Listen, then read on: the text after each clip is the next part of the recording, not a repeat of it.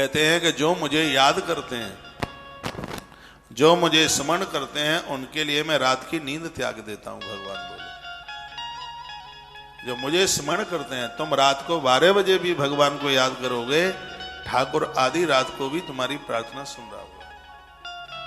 क्योंकि स्वयं भगवान कह रहे हैं, ब्राह्मण देवता, मेरा भी एक नियम है कि जो मुझे याद करता है, तथा हम अपचित्तो निद्राम चन लवे निसी, जो मुझे याद करता है रात में भी उसके लिए मुझे नींद नहीं आती, मैं उसके लिए बेचैन हो जाता हूं। और महाभारत में ऐसी कथा थी, जिस समय पितामह भीष्म ने प्रतिज्ञा करी थी कि कल के युद्ध में या मैं रहूंगा या अर्जुन, भगवान बेचैन हो गए।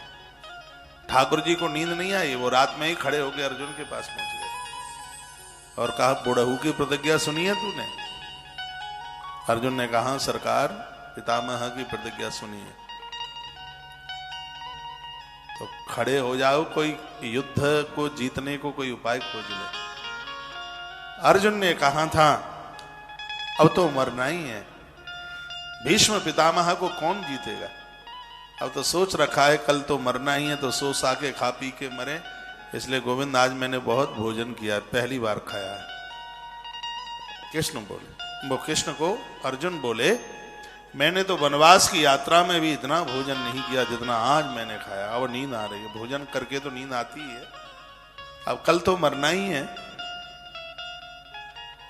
कृष्ण बोले, तुम्हें पता है मैं तुम्हारे लिए कितना बेचैन हूं, आधी रात्रि को बिछौना छोड़ के आ गया हूं। और उस समय कृष्ण ने कहा था, अर्जुन, जो मेरा बन चुका है उसके लिए मैं नींद त्याग देता हूं, उसके लिए मैं हर क्षण हर पल जागता रहता हूं।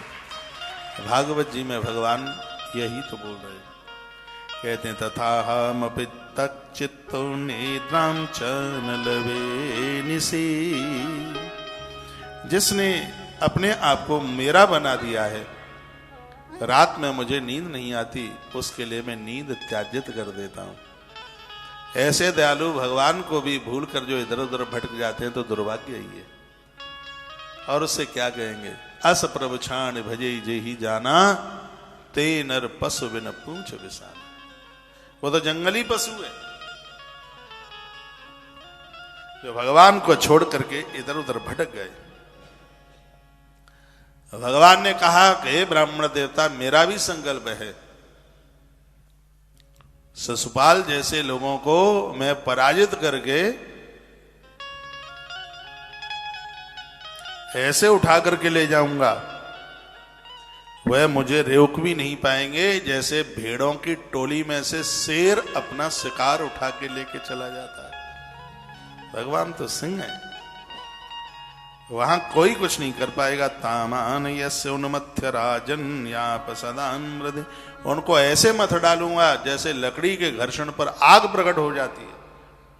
मत परामन बधागी मेदसो अग्नि से खामे वहा, अग्नि जैसे प्रकट होती है, एक दूसरे से रगड़ करके जैसे उसमें से आग निकल जाती है, वैसे ही युद्ध में उन नामधारी लोगों को टैस नैस करके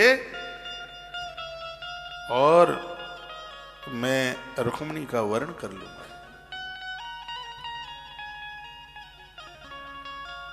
ये कथा बहुत कुछ कहना चाहती है। आप में कुछ प्रश्न ऐसे होते हैं, रात को धर्म यात्रा कार्यक्रम को आप देखा करें, बहुत अद्भुत कार्यक्रम होता है। टाइम थोड़ा चेंज किया है उसका, वो 9 बजे से शुरू होता है रात्रि को धर्म यात्रा कार्यक्रम, जिसमें बहुत प्रश्न और बहुत समाधान होता है उसमें। अभी 3 दिन पहले किन्हीं का प्रश्न था, कोई बहन ही रही होगी, ऐसे प्रश्न तो बहनें ही करती हैं, मर्दों को कोई जरूरत नहीं पड़ती है। तो किसी बहन ने या माता ने कोई ये प्रश्न किया था कि घर के लोग तो बड़े कलंकु हैं, बड़े झगड़ालू हैं, बड़े उत्पाती हैं, उनको तो भगवान का नाम लेने से ही जूड़ी आती है, ना भजन करने देते हैं और ना भजन करते हैं। क्या ऐसे झगड़े में, लड़ाई में भी हमारे भजन को भगवान स्वीकार करेंगे? प्रभु हमें कभी स्वीकार करेंगे? विभीषण भी उस बहुत बड़े कलह में रहते थे और भगवान ने कैसे उबार लिया है। कैसे उबार लिया? घर के लोग भजन नहीं करने दें तो भी तुम कीजिए, क्योंकि तुम्हारे भजन से वो लोग भी तर जाएंगे, वो भी मुक्त हो जाएंगे, तुम्हारे भजन में इतनी उतर गए।